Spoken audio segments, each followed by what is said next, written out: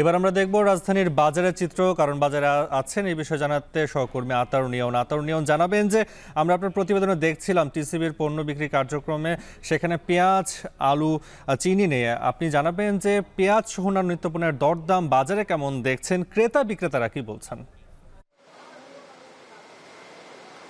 যেরকমটি বললেন, সকালে কিন্তু আজকে থেকে 10টা বাজে জুলাই মাসের যে টিসিবির পণ্য বিতরণের কার্যক্রম রয়েছে সেটি কিন্তু শুরু করা হয়, যেখানে প্রতি মাসে পেঁয়াজ, চিনি থাকলেও এই মাসে কিন্তু পেঁয়াজ এবং চিনিটি বাদ দেওয়া হয়েছে, যার কারণ হিসেবে বলা হয়েছে যে বাজারে বর্তমানে পণ্যগুলোর দাম বাড়তি রয়েছে। তো আমরা কিছুক্ষণ আগে কারণ বাজারে এসে পণ্যগুলোর দামের বিষয়ে যখন দেখি, তখন দেখা যায় যে পেঁয়াজের দাম গত সপ্তাহ থেকে কিছুটা বৃদ্ধি পেয়েছে। আমরা পাইকারি বাজারে খোঁজ দিয়ে জানতে পারি গত সপ্তাহে পাইকারি বাজারে 5 কেজি পেঁয়াজের দাম ছিল 480 থেকে 490 টাকা, যেটা এই সপ্তাহে এসে হয়েছে 500 থেকে 510 টাকা করে পাইকারি ভাবে বিক্রি হচ্ছে। এছাড়া আমরা খুচরা বাজারে যখন খোঁজ নিই, তখন দেখা যায় যে প্রতি কেজি পেঁয়াজ 110 থেকে 120 টাকায় খুচরা বিক্রেতারা বিক্রি করছেন। এছাড়া যে চিনির কথা বলা হয়েছে যে প্রতি মাসে টিসিবিতে চিনির পণ্যটি দেওয়া হতো, কিন্তু এই মাসে সেটি বাদ রাখা হয়েছে। সেই চিনির দামও কিছুটা বাড়তি মনে হয়েছে। মাঝখানে চিনির দাম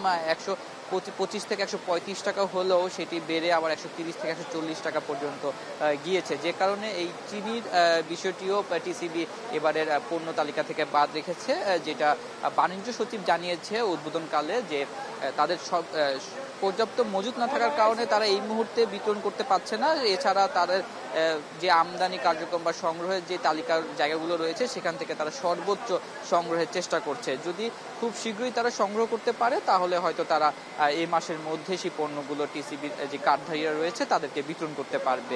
এছাড়া বাজারে যে এই যে দাম বেড়ে যাচ্ছে, সেই দাম বাড়ানোর বিষয় বা বৃদ্ধির বিষয় যখন তার কাছে জানা যায় যে এই বিষয়ে তাদের কোনো পদক্ষেপ বা কার্যক্রম রয়েছে কিনা, তখন বাণিজ্য সচিব জানান যে এই যে বাজারে দাম বেড়ে যাচ্ছে পণ্যের, সেই বিষয়েও তারা খোঁজখবর নিচ্ছেন, মনিটরিং করছেন এবং সেগুলো নিয়ন্ত্রণে কিভাবে আনা যায় খুব দ্রুত সেভাবে তারা কার্যক্রম করছেন। তো তারা আশা করছেন যে খুব সহজেই এবং খুব স্বল্প সময়ে সেই পণ্যগুলোর দাম নিয়ন্ত্রণে আসবে। এতে করে তারা দেশীয় বাজার থেকে, দেশীয় যে বাজার রয়েছে সেই বাজার থেকেও তারা পণ্য সংগ্রহ করতে পারবে। এছাড়া ভারত থেকে পেঁয়াজ এবং আন্তর্জাতিক বাজার থেকে চিনি সংগ্রহ করার প্রক্রিয়াও তারা চলমান রেখেছে, যাতে করে তারা টিসিবির পণ্যে সেগুলো যুক্ত করতে পারে। তো এই ছিল কারণ বাজার থেকে আমার পেঁয়াজ এবং চিনির দাম নিয়ে সর্বশেষ।